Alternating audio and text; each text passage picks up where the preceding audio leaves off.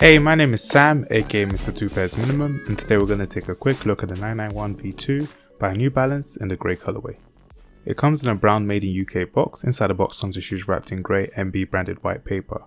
It comes with an extra set of grey laces which were a nice touch, but we're not here for the box, so let's get right into the shoes. Since its original release in 2001, the 991 was the first 99X model of the 21st century. The 991V2 is an evolved take to the classic runner with its premium pigskin suede and mesh upper.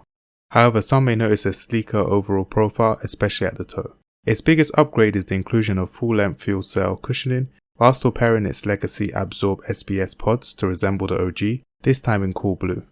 I honestly believe this is a superb design update from the New Balance design team. I love the asymmetric toe tip, which takes a nod to the OG 990V1. I appreciate the slimmed down tongue, plus the V2 branding on its loop, and heel adds a modern touch to a now 22-year-old product. Two other things I appreciate is the made in England touch on its tongue, and how they kept the sole tread similar to the 991. Sizing wise, these run true to size, which is longer than the 991 OG that always felt a little short and narrow, so please bear this in mind if you don't get a chance to try this in store.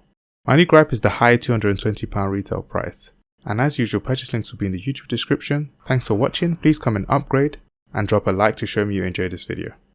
Now let's discuss, did you pick these up, did you miss out, or did you pass? Let me know your thoughts in the comments below. Apart from that, have a good day.